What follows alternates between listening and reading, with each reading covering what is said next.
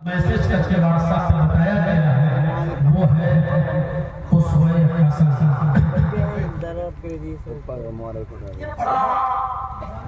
कोई दिक्कत नहीं।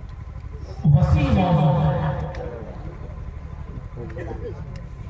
नबी अकरम सल्लल्लाहु अलैहि वसल्लम की जिंदगी हमारे और आपके लिए उसवे हसना है। और इस टॉपिक पर बोलना ये बिल्कुल ऐसे ही समझो कि उस मौजू पर जितना भी बोला जाए उसकी वजाहत मुकम्मल तौर पर नहीं की जा सकती है, क्योंकि कुरान में अल्लाह के नबी सल्लल्लाहु अलैहि वसल्लम अपने नबी मोहम्मद रसूलुल्लाह की पूरी जिंदगी के बारे में फरमाया। कुरान की आयत जो मैंने आपके सामने अभी पढ़ी है खुतबे मस्तूरा के बाद उसको जरा फिर से सुनिए और उसके तर्जुमे पर गौर कीजिए। लक़द काना लकुम फी रसूलिल्लाहि उस्वतुन हसना, तुम्हारे लिए रसूलुल्लाह सल्लल्लाहु अलैहि वसल्लम की जिंदगी में एक बेहतरीन नमूना, बेहतरीन आइडियल है। यानी अल्लाह तबारक व तआला ने अपने नबी की जिंदगी का कोई एक गोशा हमारे लिए आइडियल और नमूना मॉडल नहीं बनाया है, बल्कि पूरी जिंदगी को आइडियल बनाया है, पूरी जिंदगी को मॉडल बनाया है। और एक सच्चा मुसलमान अपने आप को मुसलमान तभी कह सकता है जब वो नबी अकरम सल्लल्लाहु अलैहि वसल्लम की पूरी हयात तैयबा का मुताला करे और नबी अकरम की पूरी जिंदगी को आइडियल नमूना मॉडल समझते हुए उस पर नबी अकरम की पूरी जिंदगी को आइडियल और मॉडल मानने का मतलब आप समझते हैं। नबी अकरम 100 पैंट 10,000 रुपया आपने कहा हम देंगे, उसने 100 पैंट एक हफ्ते बाद ले जाइए। 100 पैंट जब आप लेने गए एक हफ्ते के बाद उसने कहा लिखना ही तो है इसको, पैन का काम तो लिखने का है। अरे उसने जो मॉडल दिया था वो थोड़ा मुश्किल है, थोड़ा उसमें टाइम ज्यादा लग रहा था, इसलिए उसने सिंपल पेन बना दिए हैं, लिखने का काम कर रहा है, लेकिन आपके दिए हुए मॉडल के मुताबिक उसने पेन नहीं बनाए। जब आप लेने पहुंचे उसने पेन उठा कर दिए, आपने कहा मैं 10,000 रुपया किस बात का दूं? उसने कहा मैंने पेन दे दिए आपको, बनाए तो है। कहा भाई ये पेन वो नहीं है, ऐसे पेन तो बाजार में 2-2 रुपए के मिलते हैं। उसने कहा आपको लिखना ही तो है, लिखने का काम तो कर रहा है, इसी से पूछ लो ये पेन है या नहीं। आप क्या कहेंगे? पेन भले ही हो लेकिन मुझे वो पेन चाहिए जो मैंने आपको आइडियल दिया था, जो मैंने मॉडल दिया था, जो मैं नमूना देकर गया था। मेरे भाइयों, इसी तरीके से कल कयामत के दिन लोगों की भीड़ लगी होगी।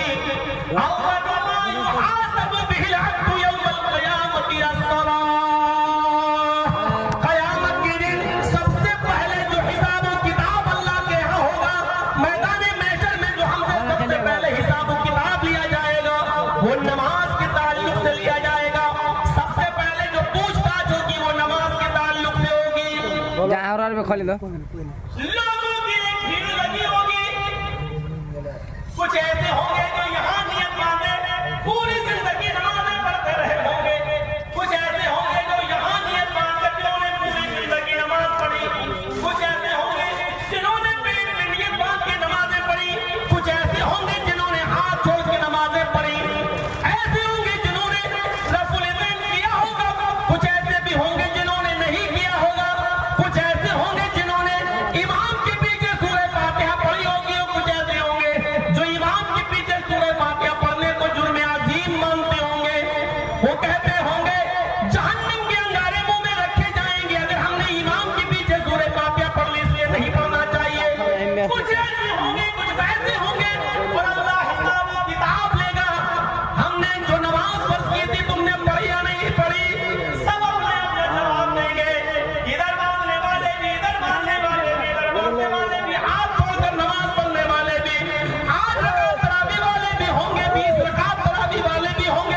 ज़ुहर की 10 पढ़ने वाले और 12 वाले भी होंगे, इशा की 7 रकात जरूरी समझने वाले और कुछ सब तरह से 1 रकात कम पढ़ने वाले भी होंगे। हर दिन लोग क़यामत के दिन होंगे। अल्लाह पूछेगा तुमने नमाज पढ़ी या नहीं पढ़ी, जो ये पढ़ती थी, सब अपना हिसाब किताब देंगे। वो कहेंगे नमाज तो है। आवाज आएगी, यहाँ ये मत बताओ कि तुम कैसे पढ़ते थे। लोगों, हमने नमाज सिखाने के लिए, हमने नमाज का तरीका बताने के लिए, हमने जनाबे मोहम्मद रसूलुल्लाह को अपना आखिरी नबी बनाकर भेजा था। और हमने तुमसे ये कहा था, लक़द कान लकुम फी रसूलिल्लाहि उस्वतुन हसना। तुम्हारे लिए नबी अकरम की पूरी जिंदगी आइडियल है, पूरी जिंदगी नमूना है। और खुद तुम्हारे नबी ने ये कहा था, सल्लू कमा रायतुमूनी उसल्ली। मुझे ये मत बताओ कि ऊपर नियत बांधी या नीचे नियत बांधी। हमारे पास नमाज वो लाओ जो जनाबे मोहम्मद रसूलुल्लाह के तरीके के मुताबिक हो। हमारे पास नमाज वो हम पास करेंगे और उस नमाज को कबूल करेंगे जो हमारे नबी जनाबे मोहम्मद रसूलुल्लाह के आइडियल और मॉडल के मुताबिक होगी। ये हमारी और आपकी तरफ से ये शोबाजियां हैं। इधर मांगो तब भी हो जाती है, इधर मांगो तब भी हो जाती है, इधर मांगो तब भी हो जाती है। ये हमारी कयासाराइयां हैं कि 4 इमाम चारों तरफ, किसी ने ऊपर बांधी, किसी ने नीचे बांधी। अल्लाह ने न 4 इमाम भेजे, न हजारों बुजुर्ग भेजे। अल्लाह ने सबसे बड़ा बुजुर्ग जनाबे मोहम्मद रसूलुल्लाह को बनाकर भेजा है। और इबादत भी वही कबूल होगी जो जनाबे मोहम्मद रसूलुल्लाह ने बताई है। और जो तरीका नबी ने बताया है वही तरीका माना जाएगा। और जो नमाज नबी के तरीके पर पढ़ी गई होगी वही नमाज अल्लाह रब्बुल आलमीन कबूल करेगा। जैसे 2 रुपए का पेन भी पेन है और 1000 रुपए का पेन भी पेन है, लेकिन आप उस पेन को कबूल नहीं करते जो आपके मॉडल के मुताबिक नहीं बनाया गया। अल्लाह उस नमाज को कबूल नहीं करेगा। मोहम्मद रसूलुल्लाह के मॉडल के खिलाफ है या नबी के तरीके के खिलाफ है। हर चीज में इबादत और इबादत में तरीका नबी अकरम का।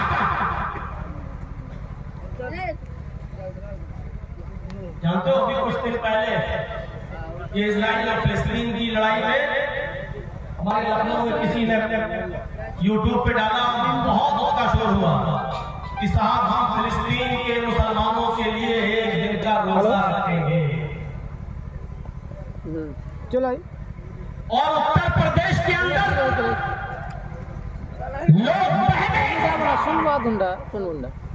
और वो समझने लगे कि हम हिंदुस्तान में बैठकर रोजे की हालत में फिलिस्तीन के मुसलमानों के लिए दुआ करें तो अल्लाह ज्यादा कबूल करेगा।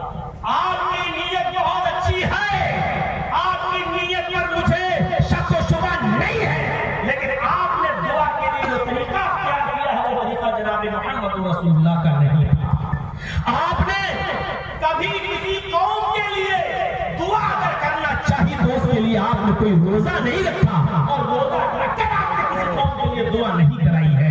इसलिए मेरे भाइयों, दुआ करने का हक है आपका, आप दुआ कीजिए, लेकिन उस दुआ के लिए सबको आप हुक्म दें कि आप जुमे के दिन रोजा रखें, जबकि अल्लाह के नबी ने नफली रोजा जुमे के दिन, खास कर जुमे के दिन को मुतय्यन करके रखने को मना फरमाया है कि आप कोई दिन अपने रोजा जुमे के दिन मुतय्यन करके आप नहीं रख सकते कि मैं जुमे के दिन का रोजा रखूंगा। तो मेरे प्यारे साथियों, और यहाँ कुछ नीम मुल्ला ऐलान करते हैं अपने फेसबुक पर और पूरे उत्तर प्रदेश में कि फलां तारीख में जुमे के दिन रोजे की हालत में अपनी मस्जिदों में जमा हुई और फिलिस्तीन के मुसलमानों के लिए दुआ कीजिए। मेरे भाइयों, दुआ का कहना तो जायज है, कह सकते हैं आप, लेकिन दुआ के लिए जो तरीका आप इस्तेमाल कर रहे हैं कि सबको रोजा रखवाया जाए, ये तरीका नबी अकरम के उसूल, ज़ाब्ते, आइडियल और मॉडल के खिलाफ है। इसीलिए हर इबादत में नबी अकरम का तरीका देखा जाएगा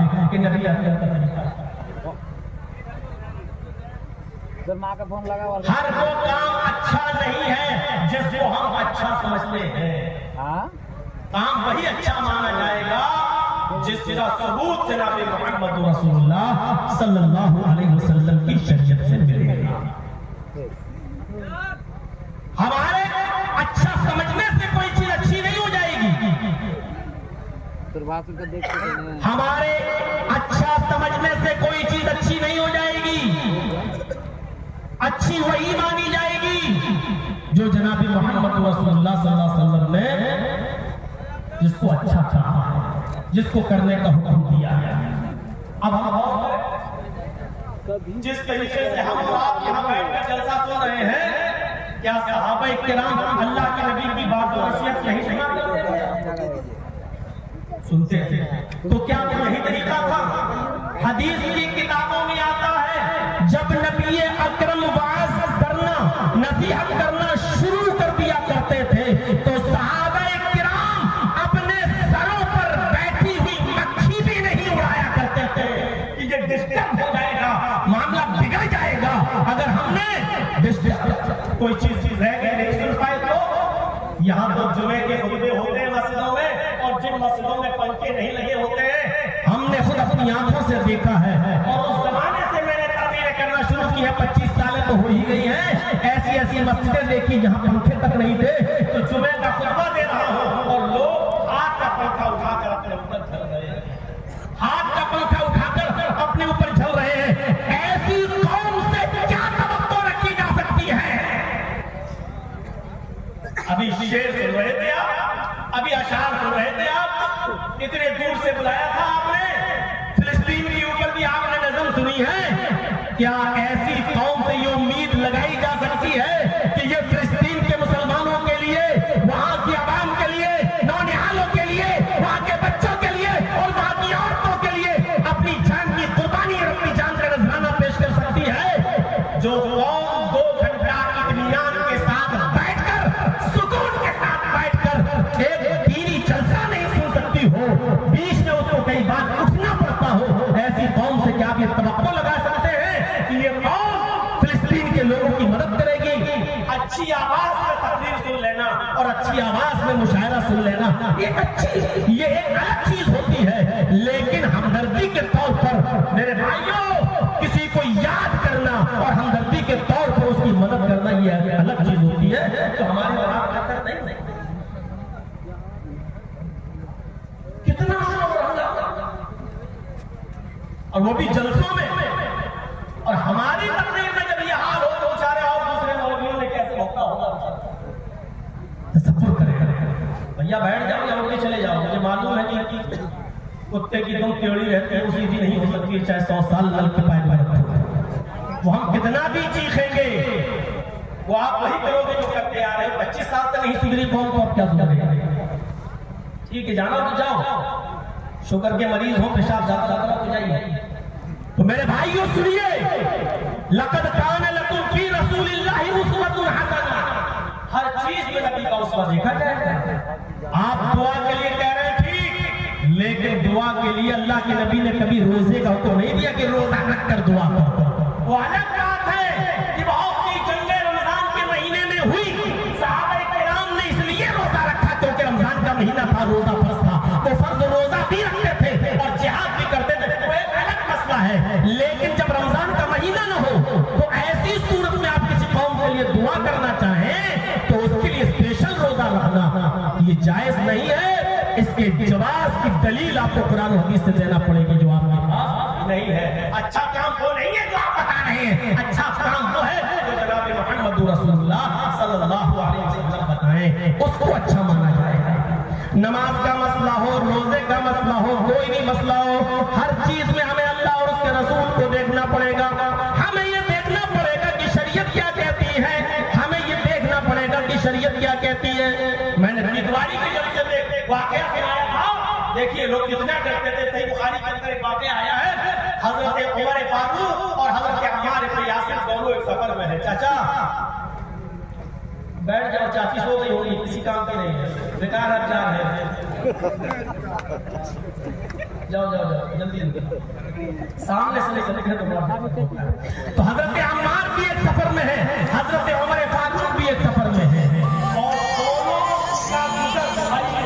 दोनों का गुजर एक जंगल से हो रहा है। सफर जंगल से गुजरे, सहरा से गुजरे, दोनों ने सोचा कि सुबह सफर करेंगे, अभी सो जाएंगे। उन्होंने अपनी अपनी चादरें बिछाई और दोनों सो गए।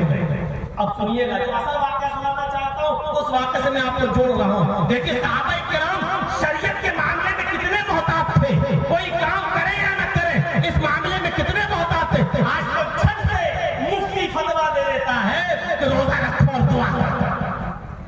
ये पढ़े लिखे मुफ्ती नहीं होते, ये मुफ्त में डिग्री मिलने वाले मुफ्ती होते हैं। जिनको बैठे बैठाए डिग्री मिल गई, ये बेचारे वो मुफ्ती है जिनको मुफ्त में डिग्री मिली हुई है। जिनसे दलील मांगो तो कहते कि बुरा काम, अरे अच्छा ही काम तो है, ये काम तो अच्छा ही तो है, बुरा काम थोड़ी है ये। हजरत उमर फारूक भी सफर में, हजरत अम्मार भी सफर में, दोनों सहरा से गुजर रहे हैं, सहरा पे सो जाते हैं। फजर की नमाज पढ़ने के लिए दोनों उठते हैं और दोनों के पास पानी नहीं है। फजर की नमाज पढ़ने के लिए दोनों साहबी उठते हैं और दोनों को गुस्ल की जरूरत पड़ जाती है। समझ रहे हैं आप? इशारा काफी है, दोनों को गुस्ल की जरूरत पड़ जाती है, यानी दोनों ही जुनबी हो जाते हैं।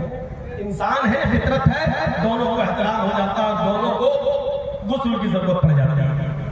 अब देखिए, गुस्ल के लिए पानी नहीं है, गुस्ल के लिए पानी नहीं है। हजरत अम्मार कहते हैं, अरे उमर मुझे गुस्ल की जरूरत है। हजरत उमर कहते हैं, अम्मार मुझे भी तो गुस्ल की जरूरत पड़ रही है, पानी दोनों के पास नहीं है। हजरत अम्मार कहते हैं, चिंता न करो, अगर पानी नहीं है तो हमारे पास नबी अकरम सल्लल्लाहु अलैहि वसल्लम की हदीस है। अब सुनिए तरीका देखिए।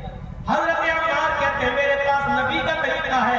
अल्लाह के नबी सल्लल्लाहु अलैहि वसल्लम ने फरमाया कि जब पानी न मिले तो पाक मिट्टी से तयम्मुम कर लिया करो। हजरत उमर कहते हैं, अय अम्मार, ये हदीस तो मैंने भी सुनी, नबी का ये फरमान मैंने भी सुना। जब अल्लाह के नबी ने ये बात कही थी, उस वक्त मैं भी उस मजलिस में मौजूद था, लेकिन बात वुजू की थी, गुस्ल की नहीं। यानी अल्लाह के नबी ये फरमा रहे थे, जब वुजू के लिए पानी तुम्हें न मिले, जब वुजू के लिए पानी तुम न पाओ तो तुम पाक मिट्टी से तयम्मुम कर लिया करो। हमें गुस्ल की जरूरत है, वुजू की नहीं। अगर वुजू के लिए पानी न मिले तब अल्लाह के नबी ने कहा कि पाक मिट्टी से तयम्मुम कर लो। हमें पानी तो हमारे लिए, हमें वुजू की जरूरत नहीं है, हमें तो गुस्ल की जरूरत है। हजरत अब्बास कहते हैं, वुजू के तयम्मुम से गुस्ल का तयम्मुम बड़ा कर लीजिए। अयास देखिए, अकल देखिए।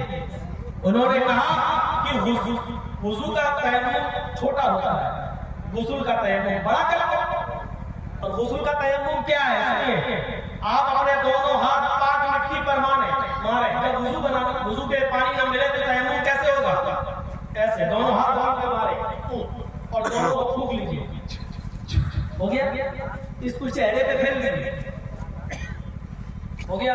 अब दाएं हाथ की पुष्ट को बाएं हाथ की पुष्ट पर यहां से ऐसे कर लीजिए और बाएं हाथ के हथेली को दाएं हाथ की पुष्ट पर ऐसे कर लीजिए। ये आपका तयम्मुम हो गया। बड़ा जो है कहा कि ये तयम्मुम है वुजू का, हमें गुस्ल की जरूरत है। तो हजरत अम्मार ने कहा, ऐसा करते हैं, वुजू का तयम्मुम हम बड़ा कर लेते हैं। तो का बड़ा तयम्मुम क्या है? तो हदीस के अल्फाज है बुखारी के, तमर्रबतु कमा तमर्रबु दाब। हजरत अम्मार मिट्टी पर ऐसा लोटे जैसे चार पैर वाला जानवर चौपाया लोटता है मिट्टी पर। अरे पूरे जिस्म पर उन्होंने मिट्टी मली। हजरत उमर से कहा, ये गुस्ल का तयम्मुम हो गया, पूरे जिस्म पर मैंने मिट्टी लगा दी और उन्होंने नमाज पढ़ ली। हजरत उमर ने कहा, मैं ये नहीं करूंगा, क्योंकि अल्लाह के रसूल को मैंने कभी ये करते हुए नहीं देखा। देखिए, हजरत अम्मार ने भी अपनी अकल दौड़ाई। बात तो सही है, वुजू का तयम्मुम छोटा होता तो गुस्ल का बड़ा, तो उन्होंने अपनी अकल के हिसाब से बड़ा कर दिया। लेकिन हजरत उमर ने कहा, नहीं, हमें नबी अकरम से इस बात का कोई सबूत नहीं मिला कि गुस्ल के लिए हमें पूरे जिस्म को जमीन पर मिट्टी पर लौटाना है, इसलिए हम तो पानी का इंतजार करेंगे। पानी सुबह तक नहीं मिला, शहर से बाहर निकल गए। शहर जब जंगल से बाहर निकले तो शहर में पानी मिल गया, और जब शहर में पानी मिला तो हजरत उमर जल्दी से गुस्ल करते और नमाज पढ़ते हैं। उनकी नमाज अज़ा हो गई। अब फैसला कौन करेगा कि हजरत अम्मार ने सही किया या हजरत उमर ने सही किया? इस बात का फैसला कैसे होगा?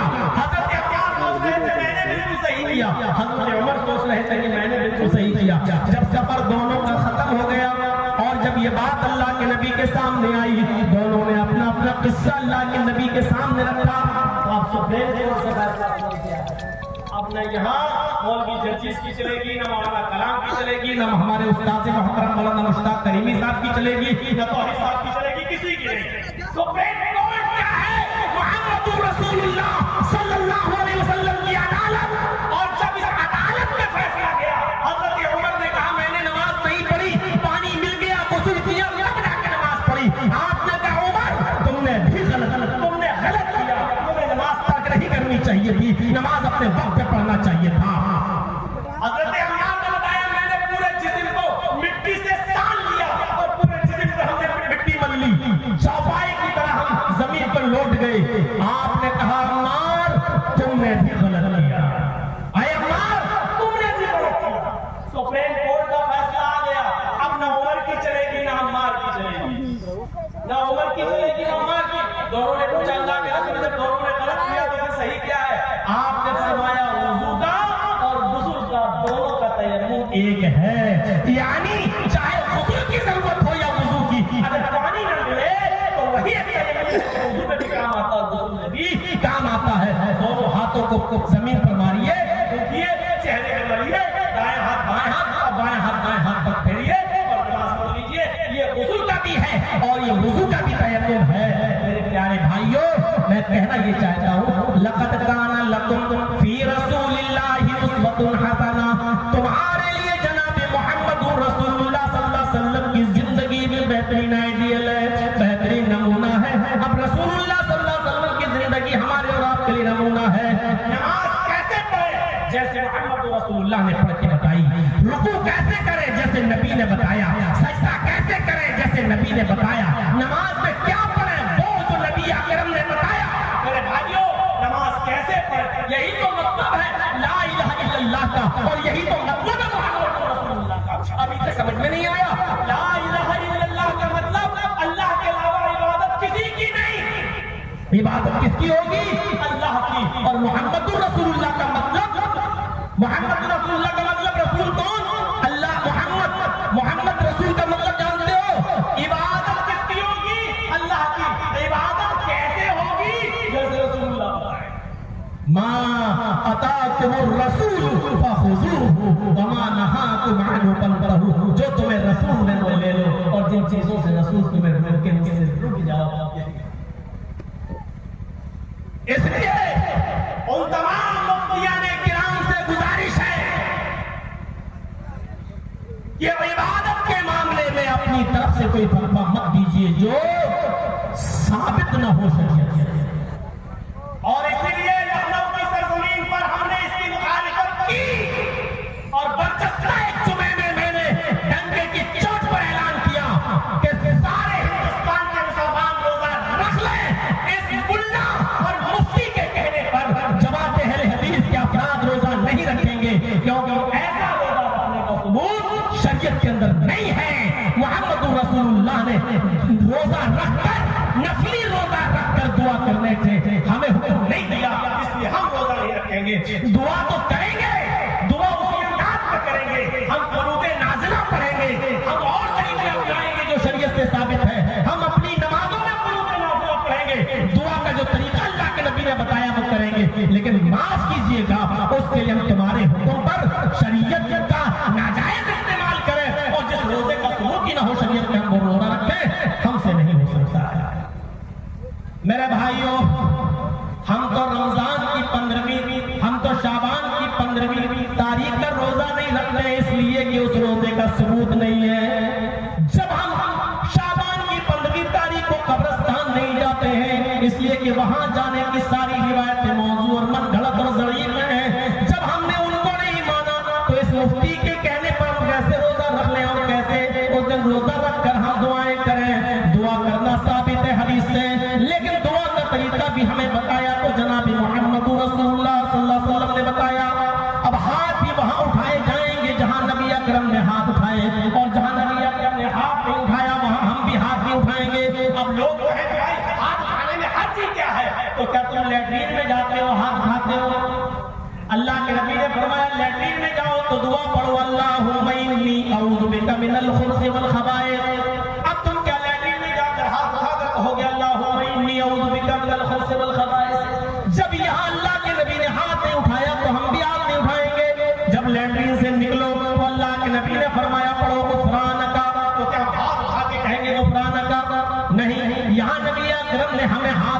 का हुक्म नहीं दिया आप नहीं उठाएंगे। अल्लाह के नबी ने कहा खाना खाने बैठो तो दुआ पढ़ो बिस्मिल्लाह। तो कोई आदमी ऐसा है जो खाना खाएगा तो कहे बिस्मिल्लाह, उसके बाद खाना खाएगा, या बिस्मिल्लाह व अला बरकतिल्लाह इसके बाद में खाना खाएगा। यहाँ हाथ उठाना साबित नहीं है, हम भी नहीं उठाएंगे। इसी तरीके से मेरे भाइयों रमजान का चांद नजर आता है तो बहुत से लोगों को मस्जिदों में हम देखते हैं कि रमजान का चांद देखकर अपने दोनों हाथ उठाकर दुआ मांगते हैं।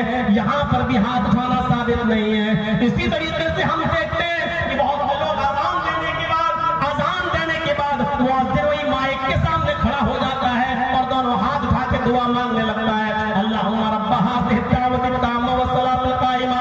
ये भी साबित नहीं है। अल्लाह के नबी सल्लल्लाहु अलैहि वसल्लम ने कहीं नहीं फरमाया अजान के बाद दुआ पढ़ो तो हाथ उठाकर दुआ पढ़ो। अगर यहाँ तुम कहते हैं हर्ज क्या है तो मेरा सवाल वही है कि खाना खाते वक्त बिस्मिल्लाह पढ़ते हुए हाथ उठाने में हर्ज क्या है? लैट्रिन में जाते वक्त अल्लाहुम्मा इन्नी अऊज़ु बिका मिनल खुब्ज़ि पढ़ने में फिर दोनों हाथ उठाने में हर्ज क्या है? अगर यहाँ हर्ज नहीं है तो वहाँ हर्ज क्यों है? मेरे भाइयों ये क्या बात तुम्हारे मतलब की है तो हाँ उठाएंगे और तुम्हारे मतलब की नहीं है तो वहाँ नहीं उठाएंगे। अब कितना बड़ा बेवकूफ आदमी होगा वो जो अपनी बीवी से हम मिस्त्री करने के लिए जाए और वहाँ हाथ उठाकर दुआ पढ़े अल्लाहुम्मा जन्निबना शैतान व जन्निब शैतानी मा रज़क़तना, और फिर अपनी बीवी के साथ हम मिस्त्री करते। ये दुआ बताई है अल्लाह के रसूल ने अपनी बीवी के करीब जाने की कि जब बीवी के करीब जाओ तो ये दुआ पढ़ो। तो जब हम हाथ उठाकर दुआ मांगोगे नहीं, इसलिए कि अल्लाह के नबी ने हाथ उठाने का सबूत नबी अकरम से नहीं है तो हमें भी नहीं उठाना है। जहाँ हाथ उठाया है वहाँ हम हाथ उठाएंगे। जैसे कुनूत नाज़िला वगैरह में जब किसी कौम को बद्दुआ देनी हुई तो आपने हाथ उठाया, हम भी उठाएंगे। और जहाँ हाथ उठाने का हुक्म नहीं है वहाँ हम भी नहीं उठाएंगे। आज बहुत सी मस्जिदों के इमाम बेचारे मरूब हो जाते हैं कि हम तो मस्जिद में 5 नमाजों के बाद हाथ उठाकर दुआ मांगेंगे और अगर नहीं मांगेंगे तो ये गांव का मुखिया हमको निकाल देगा, यही बेचारा तनख्वाह देता है। और बहुत सी मस्जिदों के इमाम बेचारे मजबूरी में 5 नमाज पढ़ाने के बाद हाथ उठाकर दुआ मांगते हैं सिर्फ इसलिए कि हमारे गांव का मुखिया जैसे मस्जिद का सेक्रेटरी खुश रहे। दुआ का आजाद ला के दिया है हमने और आपने। लक़द कान लकुम फी रसूलिल्लाहि उस्वतुन हसना, रसूलुल्लाह की पूरी जिंदगी हमारे लिए आइडियल मॉडल है। नमाज में, रोजे में, हज में, ज़कात में, हर चीज में हमें नबी अकरम के तरीके को देखना है। नबी ने पास किया है तो पास, नबी ने रिजेक्ट कर दिया तो रिजेक्ट। इसी तरीके से मेरे भाइयों शादी और ब्याह, शादी और ब्याह ये ले लीजिए आप, इसमें भी हम जरा गौर करें अपने समाज और अपने मुआशरे में क्या हो रहा है। तकरीबन 25 साल का जमाना गुजर चुका है आपके कटिहार, पूर्णिया, अररिया, बिहार के अंदर, झारखंड में आते आते मेरा, और 25 साल की इस लंबी जिंदगी में मेरे भाइयों जहेज के खिलाफ भी बहुत सी तकरीरें हमने की हैं, लेकिन आज 25 साल के बाद एक बुराई हमारे मुआशरे से दूर नहीं कर रहा। एक बुराई अपने मुआशरे से दूर नहीं कर पाए। हमने देखा इस 25 साल में जर्जीस ने अपनी आंखों से, जहां 10 मदरसे थे आज 100 मदरसे हैं, जहां 10 मस्जिदें थी आज 100 मस्जिदें बनकर तैयार हो चुकी हैं। अल्हम्दुलिल्लाह जहां 100 अहले हदीस थे आज वहां पर 150 और 200 हो चुके हैं। मैंने देखा हर चीज में इजाफा है, लेकिन बुराइयों में हमने देखा है कि कोई कमी वाक़ई नहीं हुई है। लॉटरी नहीं, आज कई मैच में देख लो कितने लोगों ने कितना सट्टा हारा है। एक एक बॉल पर जुआ, और इस मामले में बंगाल सबसे आगे है, और खास तौर पर वो कलियाचक का इलाका, वो इलाका मेरे भाइयों जहां एक एक बॉल पर सट्टा लगता है, एक एक बॉल पर, इस बॉल पर छक्का लगेगा या नहीं, इस बॉल पर चौका लगेगा या नहीं, ये हमारी कौम किस तरफ जा रही है, कैसी बह रही है। मेरे प्यारे साथियों जरा तसव्वुर करें कि शादियां अल्लाह के नबी के जमाने में कैसे थी। आज ये नाक का मसला बना हुआ है कि लड़की मेरी है तो मैं क्यों पैगाम लेकर जाऊं लड़की का।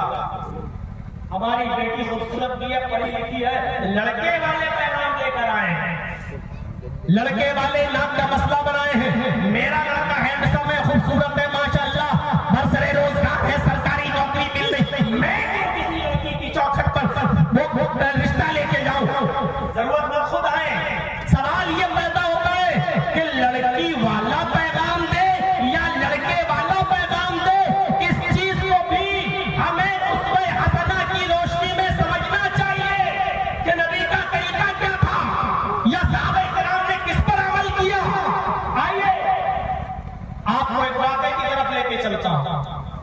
हजरत उमर फारूक रज़ियल्लाहु ताला अन्हु की बेटी का नाम था हफ्सा, उनके शौहर का नाम था हजरत खुनैस इब्ने हुज़ाफा अस्सहमी रज़ियल्लाहु ताला अन्हु। जंगे बद्र में ये सख्त जख्मी हो गए, हजरत उमर फारूक के दामाद सख्त जख्मी हो गए, किसमें? जंगे बद्र के अंदर, और उस जख्मों की ताब न ला सके और फिर शहीद हो गए, इंतकाल कर गए। हजरत उमर फारूक रज़ियल्लाहु ताला को अपनी बेटी की शादी की फिक्र दामनगीर हुई, क्योंकि जिस वक्त हजरत खुनैस का इंतकाल हुआ उस वक्त हजरत हफ्सा की उम्र सिर्फ 21 ईयर्स, सिर्फ 21 साल।